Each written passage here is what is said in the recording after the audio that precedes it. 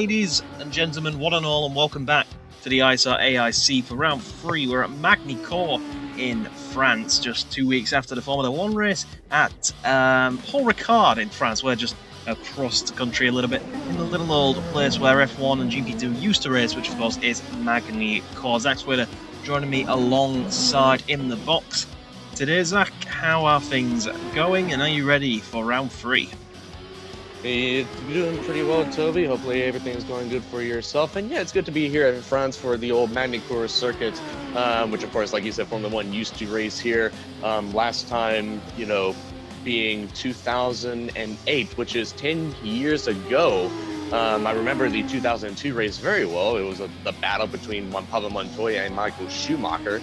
So hopefully we can get a good race just like that. But it should be an exciting race here. Magny-Cours is a very technical track here, a lot of twists and turns, and especially that final chicane. So we'll have to watch to see how the guys tackle their way through that final chicane. A lot of mistakes and a lot of good moves could be made there. So you never know, this race could be won or lost at that final chicane here. Yeah, you're very true. We're obviously in the part of the season where we're speaking about where downforce, whoever's got the best downforce setup is going to do well in this part of the season. Obviously, we go from Hungary to Magny-Cours to Taruma next time out, so all those three very high downforce orientated circuits. So we'll see if any of the guys that finished high up in Hungary can prove that theory by finishing higher up here. If you may remember, switch your mind back to last time out, Zach. There was an incident where you spotted it. Colin McAllister you thought you saw him pass a few cars under the safety car. Well, the boys over at NORL saw this as well and lodged a formal request for it to be further investigated. Obviously, because if it was found guilty, it would promote their man Pettersson up to their first podium since season 1, I think. I want to say since season 1. They didn't score any in season 2, unfortunately. So it'd be big news for them, so obviously they formed a complaint. And the stewards released this statement earlier in the week, Zach, and it reads, after investigation, it was found that car 98 Colin McAllister was found to pass multiple cars under the safety car in Sector 3 of Round 2 of the AIC. However, it was found at no point did McAllister's dashboard inform him of any safety car or even yellow flags, meaning that the stewards placed the blame on an electronic failure of the Iron Brew racing car. This means that the penalty for this incident is usually a black flag, but given the unique situation of the failure, the stewards have reduced the penalty from a DSQ to a 60-second time penalty, which demoted McAllister from 3rd all the way down to 12th out of the points, and it promoted, of course, Christopher Pettersson to NORL's first podium since season 1. And I think that's a fair penalty. Obviously, either way, disqualified or knocked out the points has the same effect.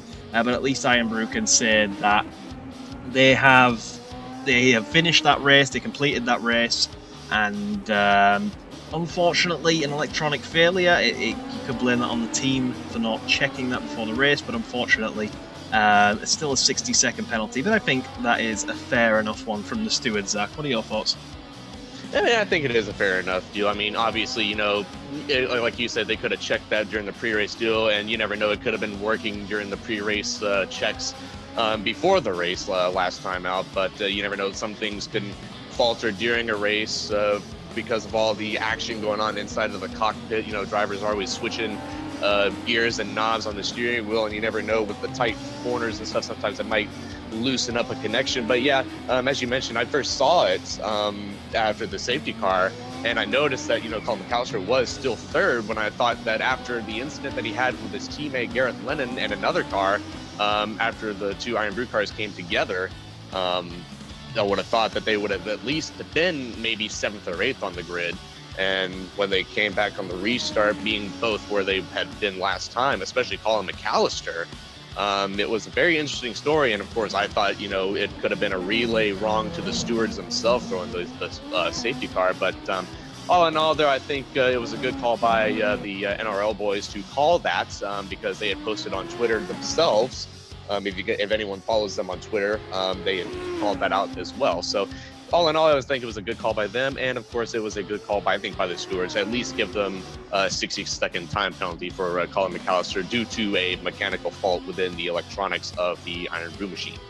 Yeah, it's a matter of safety as well. Obviously, it can't go unpunished. Obviously, you can't apply fines to the season, but obviously if that happened in real life, probably a hefty fine would follow them as well. But it's not the best what they would have hoped for, but they've been given a fair penalty. They've been treated fair. That does demote McAllister out of the points, and Iron Brew drop a couple of places in the team championship, so they'll be hoping to get a little bit more consistent points and stay out of trouble in Magny-Cours. But speaking of which, we're going to go check out who's starting where on the grid for tomorrow's race.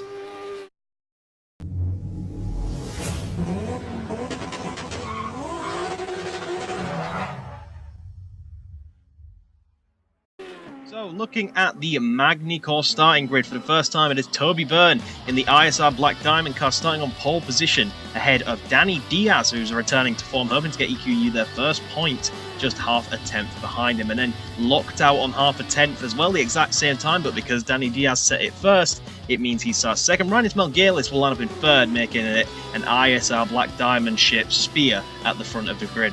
Callum Spencer shows his consistency again up in fourth place ahead of Nickel Foggy, who's starting to find a little bit more of his speed from his title offense last time out in Season 2. Stephen Paul lines up in sixth, a great job for GTFG. Gareth Lennon, championship contender, will start P7. Behind him is Zach Swader, last time's winner, only 1,000th of a second behind Gareth Lennon. Douglas Anderson will line up ninth.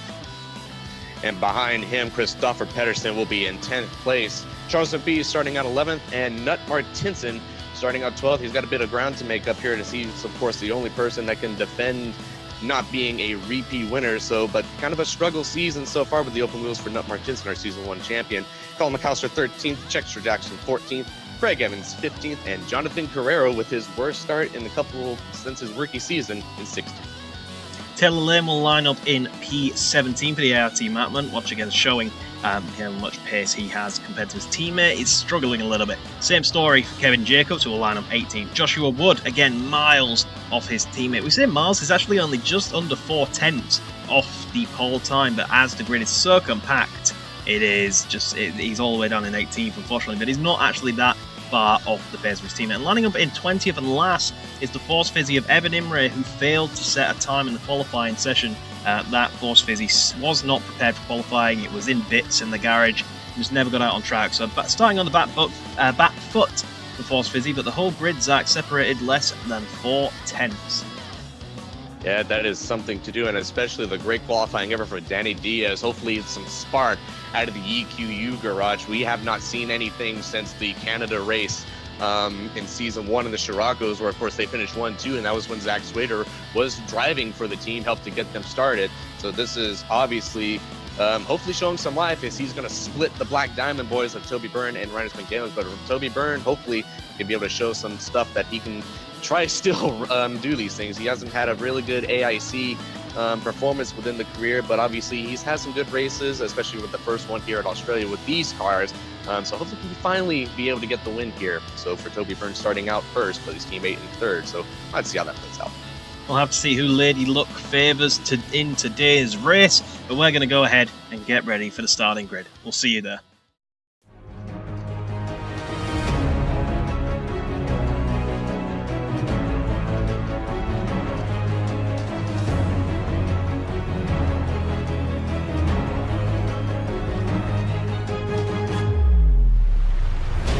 Hello, ladies and gentlemen. We are getting ready to go racing at Magny-Cours. We've got 18 laps for you today in round 3 of the ISR AIC Championship. You can see the challenges that the drivers' bodies and the drivers' mental state will be pummeled through the course of this tight and twisty racetrack. Toby Byrne will be starting on pole ahead of Danny Diaz, and his teammate starting right behind him. He will hope to have a good result here today. The engines come on. We are waiting for the 5 red lights to begin round 3 of the ISR AIC Championship. Don't pay attention to the little timing glitch we've got down there. You can see Byrne is still in first, but Byrne pulls away. A good start for Danny Diaz. Is he going to be able to challenge it to tell one no, he's not? But Callum Spencer challenging Rhinus Melgalis almost immediately. Is he going to be able to go all the way around the outside? Rhinus Melgalis losing positions, being swamped in the background. We ride on board with Danny Diaz. Is he going to be able to do anything? No, he's not. There's an Iron Brew car getting involved in there. Callum Spencer right up behind Diaz. Will he be able to do anything? They're chundering down into the first hairpin. Is anything going to go wrong? Are we going to get through cleanly?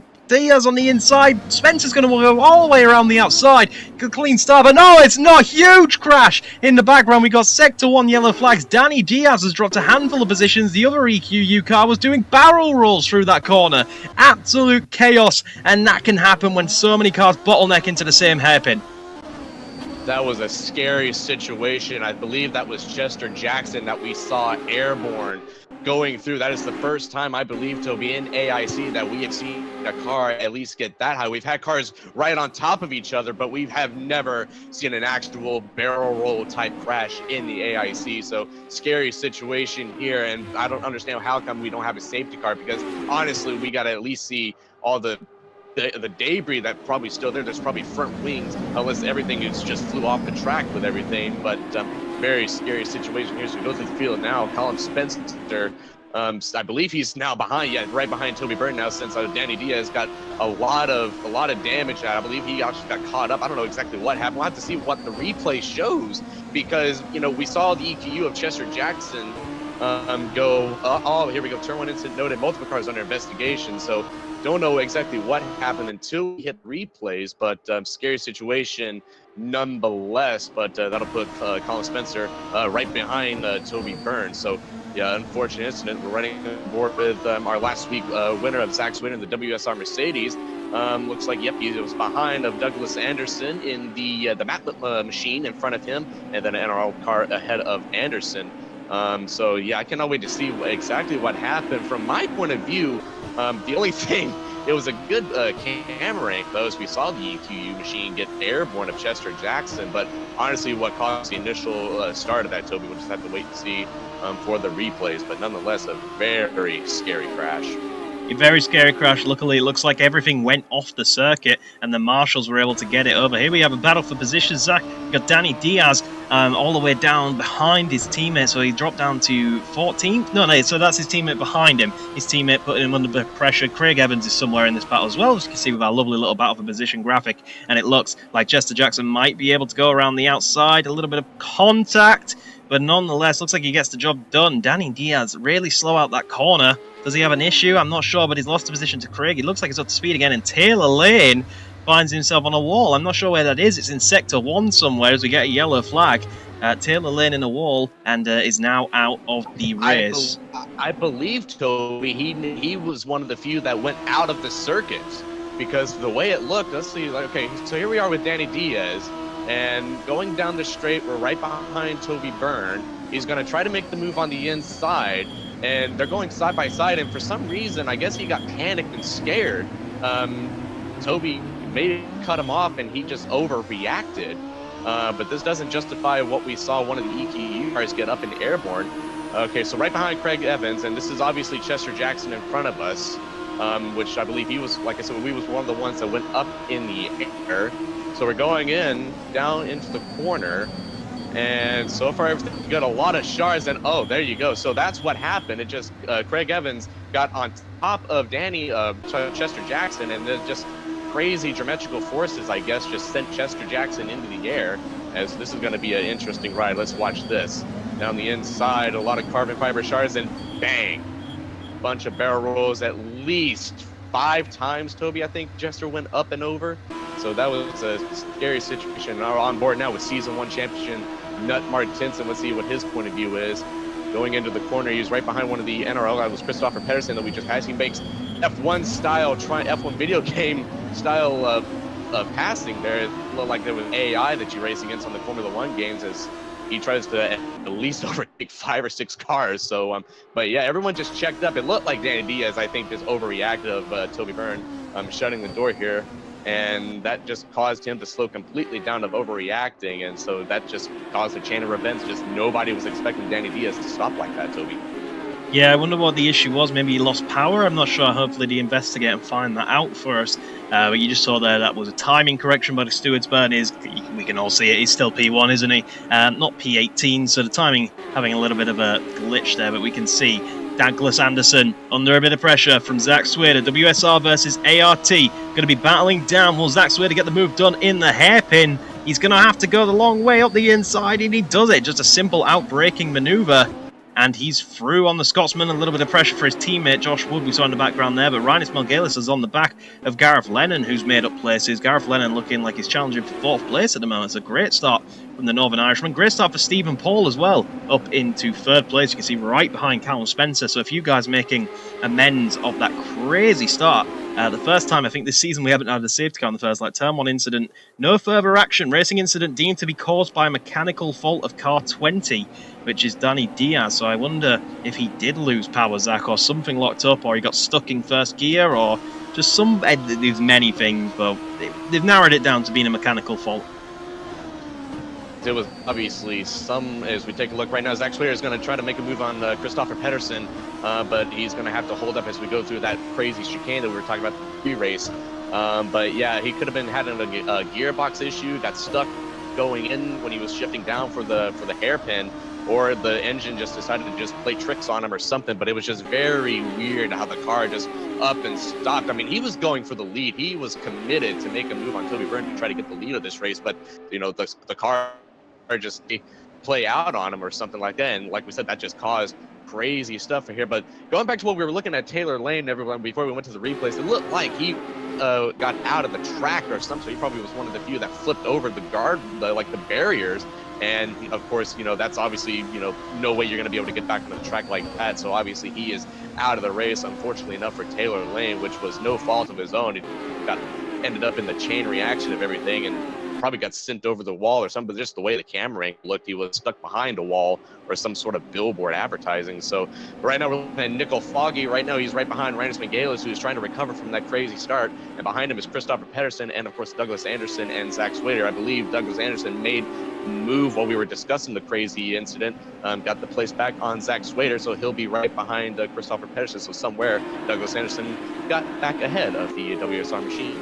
Yeah, we saw that going into the hairpin. It just looked like Zach was caught napping, was the nicest way, and Douglas Anderson definitely not napping with the new fastest lap of the race. So good start for Anderson. He qualified P9. It's moved up into P7 in the early stages. Here we can see our leader Byrne ahead of Callum Spencer, him chasing down the ISR, not the Iron Brew, the ISR Black Diamond car, and Stephen Paul and Gareth Lennon, former teammates, I believe. No, they're not. Sorry, the former in another series, former teammates, but not in this series, of course. But they have had many battles. If you cast your mind back to Mendig, Season 1, these two were battling for the win. So good to see those guys having good performances out today and are battling for position once again. So Douglas Anderson up into P7. You can see 2 positions gained. His next target will be Christopher Pedersen, who is trying to put a bit of pressure on Nickel Foggy ahead. So if anything goes wrong for Pedersen, Anderson would like to get involved in a matter. Look at the cars through there, just absolute limits of grip being used, and I can imagine it'd be so close to getting out on the marbles, and I can imagine that'd be one hell of a pirouette if you get a rear tyre on those marbles. But these guys pushing the limits, but not quite finding them. So good job for those guys to be pushing the way they are. But what is going on right now then? Let's have a look at the field. So it says Cal Spencer's leading. He is not. Byrne is leading. That is a timing glitch. Cal Spencer's second and Paul is third, which means Gareth Lennon is just outside of the podium. But will he catch up? We'll have to see. Nickel Foggy in P5, looking to get a good result for Northern Lights Racing. They've not really had a lot to shout about, Northern Lights Racing, this season on their title defence. It seems the pressure of title defending can be very tough, but then again, WSR put up a pretty good fight in defending from their Season 1 championship for Season 2, but this time Northern Lights struggling, and it doesn't help when the secondary or even first driver in Craig Evans is getting caught in flips in the first lap, and it just looks like Craig Evans just caught a front wheel on the back of Carrera, and that was enough to lift his nose and effectively wheelie into the side of Jackson, and Jackson was just pummeled and rolled. But great effort by, it shows how strong they make them in EQ use that to do 5 barrel rolls and continue on the race. As you can see, Danny Diaz is actually trying to chase down Craig Evans, and not where you want to see these guys battling for 18th.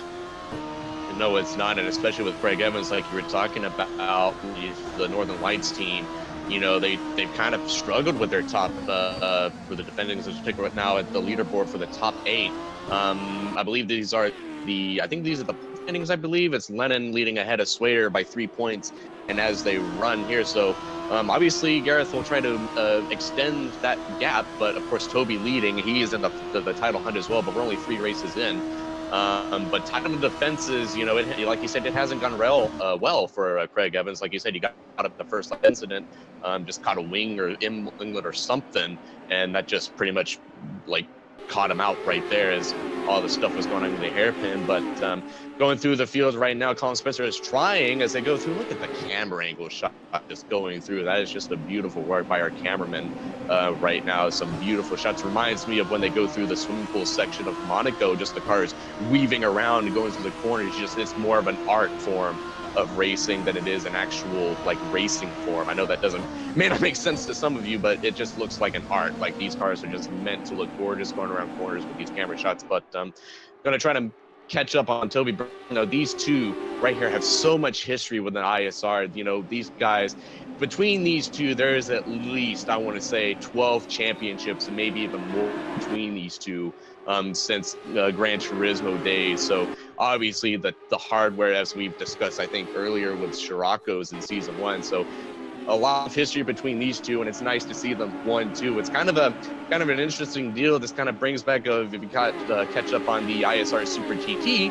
It was the same situation with these two. Toby Byrne edging out Colin Spencer at the Nürburgring during our ISR Super GT deal. So if he finally gets his first win there, so it may be something if Toby Byrne's AI can actually hold off Colin Spencer's AI to have a back-to-back victory for the Team Black Diamond guys. But looking at it right now, Douglas Anderson still behind Christopher Pedersen. Behind him is Zach Swader. So everyone's kind of minding their P's and Q's right now, I think, after that first corner shenanigans. I don't think everyone wants to end up on their roof or T-bar, as these are open-wheel cars like Chester Jackson did. But yeah, 5 flips that I think I counted for Chester Jackson. So obviously, he's doing really good to recover from where he is. This week, Christopher Pedersen is going to try and make a move. I believe this is either Evan Imre or Craig Evans. I can't tell for the T-bar. It might be Evan Imre.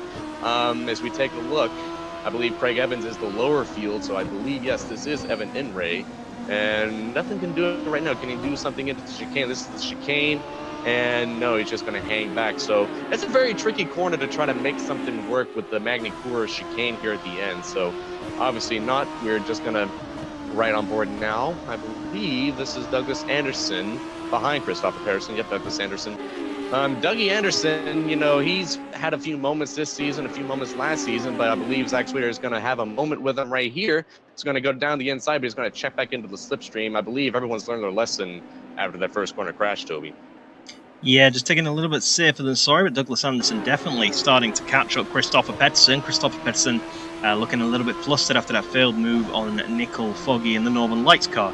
So a little bit of fluster.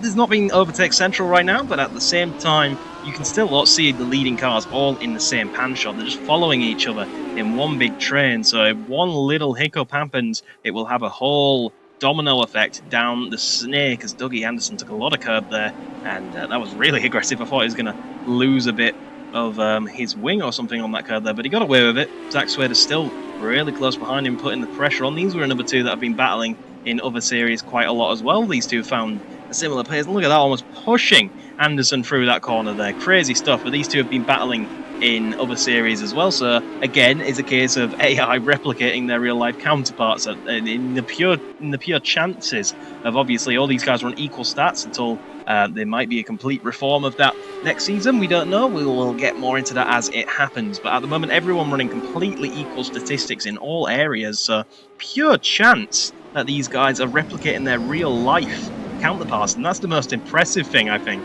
that it's all down to luck, and it just happens to form a real life resemblance. Of course, Stephen Paul up in P3 doing a really good job, and I think this will be GTFG's first podium this season. I think they get one from Charles McBee last season, and they actually swapped the cars around. As you'll notice, Stephen Paul running a yellow T-bar, whereas Charles McBee is running the red. So Charles McBee, with that single podium, really outperformed Stephen Paul throughout the whole of last season. And so Stephen Paul was demoted to number 2, and he gave Charles McBee a slot in the number 1. But I'm not sure where Charles McBee is right now. He's down in 8th position. That'll be 9th when you correct the timing. So both GTFGs in the points. It'll be a pretty good day for GTFG in a team that rose and shone Zach so much in Season 1 and then had an absolute nightmare of a Season 2. They look like they're coming back in their Gran Turismo-inspired, lovely simplistic livery, and I say that, Stephen Paul sets a new fastest lap of the race. So could Stephen Paul challenge Callum Spence for second place. Look at the run he gets through this corner. Surely he'll have a little bit of a go. He has slipstream, pulls to the inside, and does he have enough speed? It just looks like the Mevius is a more top end, and he has to pull back in the stream. You saw the minute he pulled out the slipstream, Zach, he just ran out of speed. And look at Gareth Lennon looking to have a go. Gareth Lennon takes the opportunity. Is he going to make a move for P3 in this race? The Northern Irishman will go side by side with his counterpart of Stephen Paul. These two have battled many times in other series, and this time Stephen Paul gets the better of him, and that can just show you. Look at Ryan Melngale, he's using all the tracking a little bit more to try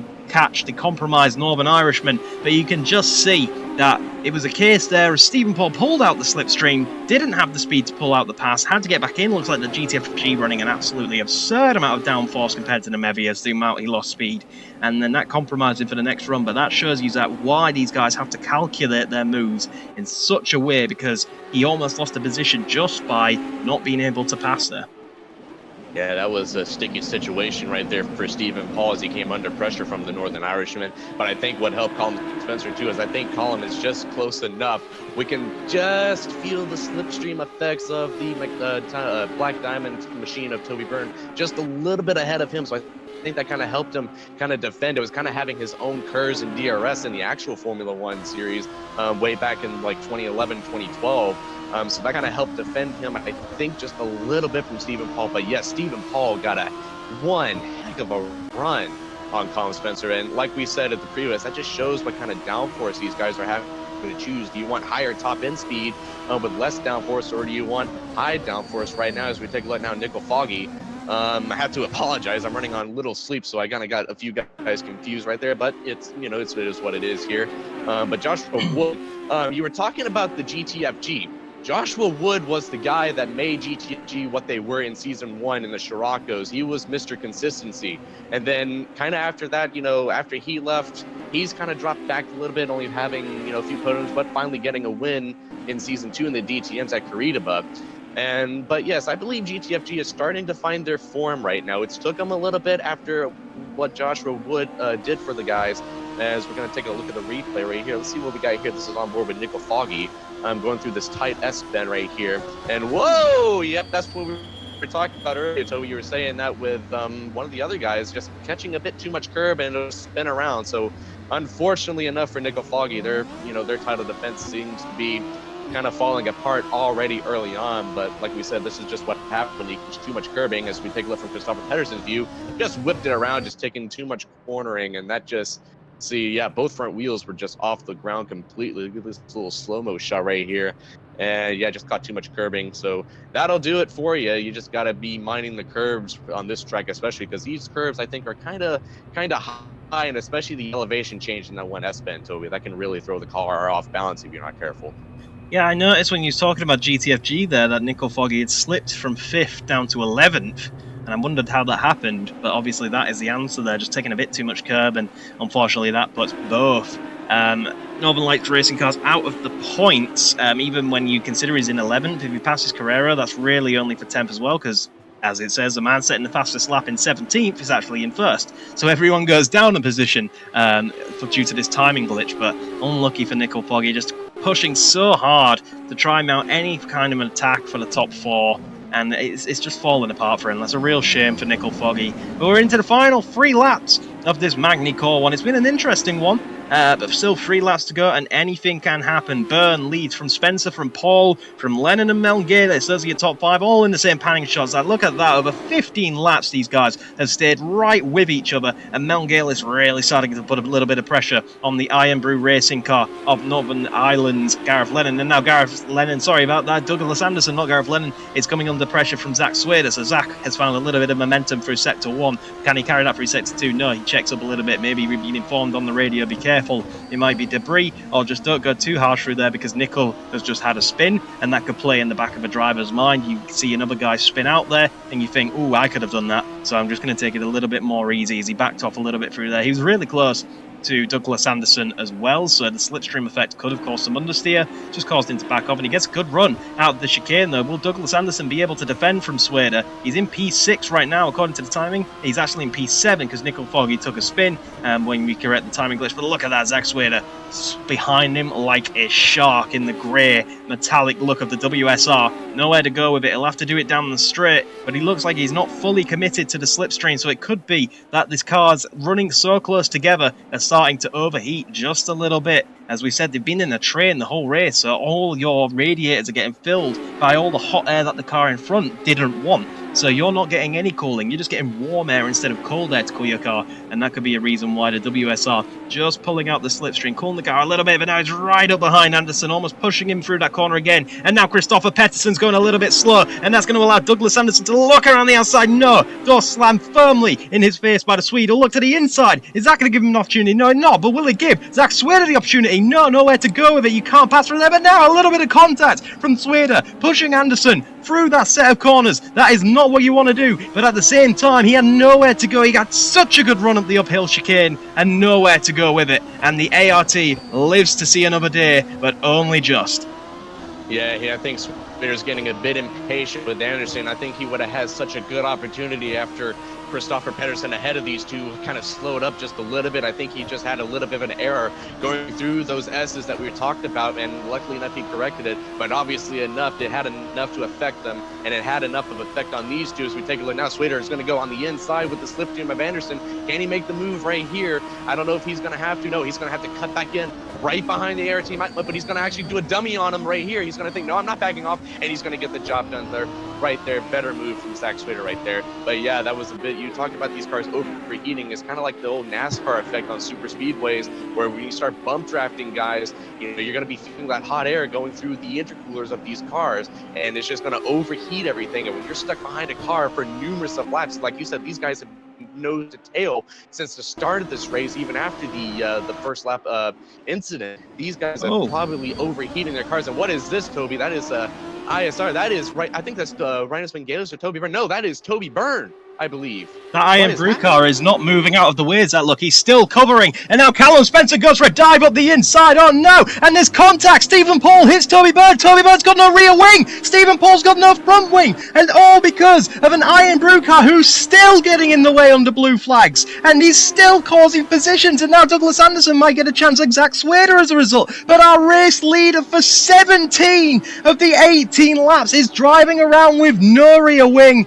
And there was the man who's in third behind him with no front wing. Oh no. And there it is, the incident involving car 98 ignoring blue flags. He just didn't get out of the way. Byrne had nowhere to go. Spencer saw an opportunity, and then that just caused such a choke, bottleneck of people getting stuck that Stephen Paul had no time to react, hit the back of Byrne, took his rear wing off and his front wing off. And just like that, Callum Spencer could have been handed the victory here. Byrne is definitely going to drop out of the points. And he led for all but one lap. And then he got caught up behind blue flags that just did not get out of the way. And it's all over just like that.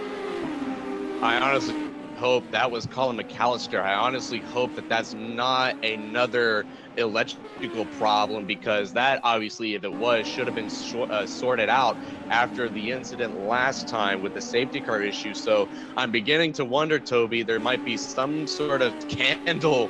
I highly doubt that far, but something with Colin McAllister. As we take a look now, Colin Spencer will take the win after all of this. So we hate to, take the spotlight away from him after he done a marvelous reaction to what happened right there. So Colin Spencer will take the win for this. But honestly, though, I wonder what is going through the Iron Brew pit box right now. What is going on with the team? Because that's twice now that they've had an infraction regarding flags, Toby. So I don't know how the stewards are going to look into this. Here we go. Let's take a look at the replay. Going through the S's. Toby Byrne right behind him. And yeah, Colin McAllister. See, that's kind of the same situation. I mean, it was a little bit of an electrical problem with Danny Diaz, but kind of the same situation. He just kind of went in and got cut off. And obviously, there's both of these cars right here. And there you take a look, Spencer going down on the inside, and Colin McAllister just would not get out of the way. So I don't know what's going on with the Iron Brew car when it comes to these flags. We take a look at Stephen Paul going into the hairpin. You see Spencer, good move by Spencer, and ow, that is the hard lick right there with those two cars. And obviously Toby Byrne has no rear wing and Stephen Paul has no front wing. So it's obviously going to have to, something's going to have to give here, because this was on the final lap, because that's Paul going into the pits, and the wow. final corner. This. He hits Charles McBee, and there's Wood, and it's a drag race to the line, look, and that's the end of the race. So much shenanigans on the last lap here. I mean, this is remarkable. Ooh. It's like you said, ooh, man. I tell you one thing though, Joshua Wood and Douglas Anderson have these sort of situations on when they're playing Grand Theft Auto. I don't think neither one of them would have expected this sort of incident right here. So here we go. Let's take a look right now. Qualifying ban for Colin McAllister for round 4 for ignoring blue flags, Toby. So obviously the stewards have had enough with what's been going on with the flag situation. But here we go.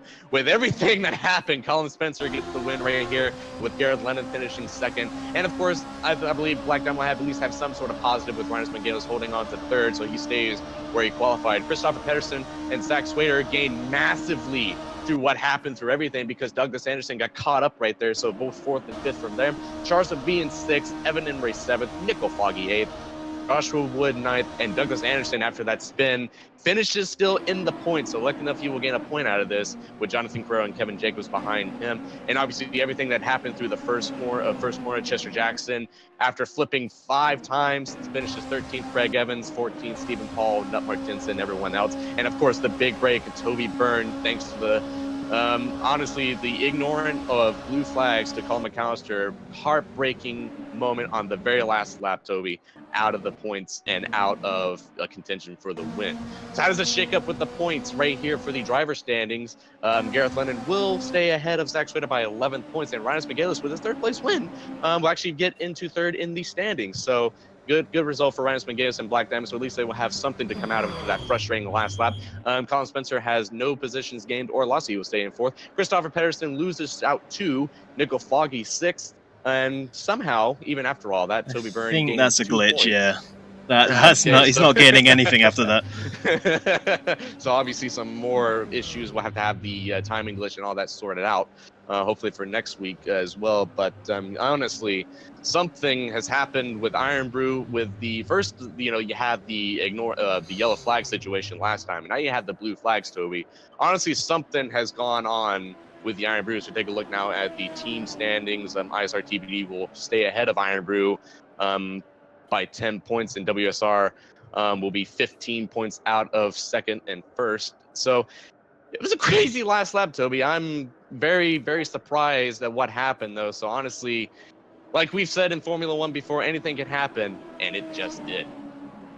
Yeah, who would have thought after seeing the qualifying grid that Byrne would be 18th, Team EQU would still be on 0 points, and Douglas Anderson would crash and spin out on the final corner. That's reminiscent to Rubens Barrichello getting the win at the final corner against Jarno Trulli, but just absolute chaos. And I don't think there's an excuse for what McAllister did, because you can argue that his dashboard wasn't showing him, or they'll go under investigation, I'm sure. But at the same time, how do you not see him right behind you? How is your guy on the radio not telling you that there's a guy behind you? Coming next, we were discussing earlier, that's Spin and Gone. It's the Nürburgring, Germany. You can catch up on the results of that on the ISR social channels. Next time out, they go to Dragon Trail in Croatia, so good luck to those guys. Byrne, we'll hope he can get a little bit of redemption in Croatia for what's just happened here today, I am sure. And we'll be looking forward to the next round. Look how flat this circuit looks, by the way. We were talking about high downforce. This is going to be our speed arena next time out in Taruma, Brazil.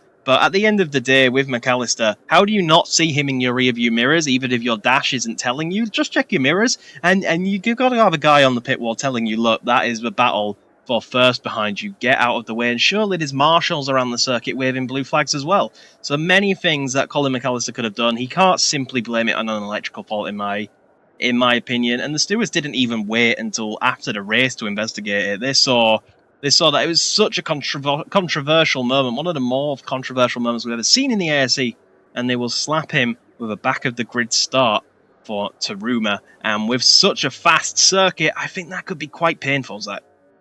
I think it will, and yes, I do agree with you, Toby. There has to have been some sort of relay message. There's marshals, and even some tracks, Toby, have the blue lights on the side of the walls, like on the circuit, like around corners and stuff. And obviously, if he doesn't see, I don't know if Magny-Cours has that, being a bit of an older, unless they've kind of upgraded things, at least the real life version of this track, to upgrade for more FIA standards, having the lights flash on the side of the circuit. But at least your pit engineer is obviously relaying, hey, you got the leaders coming behind you. You might want to get out of the way, so that way we don't have another incident. And obviously some sort of miscommunication between the Iron Brew engineers and, of course, Colin McAllister. Some sort of something had to have happened. And obviously if he's not using his rearview mirrors, and, it's something had to have happened. But hopefully it's within the next week or so we will find the actual reason. But at least we don't have to wait for the result of what the stewards put into. As you can tell, they put into effect. He will be starting last in the next time out. So what a race, Toby. I know you've always been out of breath in these things, but this is probably the first or second time I've been out of breath, because there was so much action. We had Christopher Pedersen and the Douglas Anderson Zach Switter battle, and of course we had Chester Jackson rolling over 5 times, and of course the last lap drama of Toby Byrne and Colin McAllister. So a very interesting race, Toby. It's been a heck of a race so far. Yeah, and controversially as well, Zach, just having a little wonder here and having a take a look. If that didn't happen, Byrne would have been in the lead of the championship ahead of Lennon. So Lennon benefits massively from that incident. Iron Brew going from backmarker team to one of the more controversial teams in the AIC. I doubt it was planned to better favour Lennon, because that would be some Nelson Piquet Alonso type stuff. Singapore. I remember that exactly. But unfortunately, it has robbed, there's no other way to say it, robbed Byrne of his first win. He did everything right. He led for 17 3/4 of the whole race. And on the last lap, it's all cruelly taken away from him. He will go on searching for his first victory, and I'm sure he'll be driving like a bat out of hell into Taruma to see what that is. The controversial French GP2 race of the ISR AIC Season 3 all done. Next time we go out to the fastest circuit in Brazil, where sub-minute lap times are very possible. Thank you, Zach, for joining me once again. Colin McAllister starts at the back. Byrne goes on looking for his win, and Lennon leads the championship. All until next time, AIC fans. Goodbye.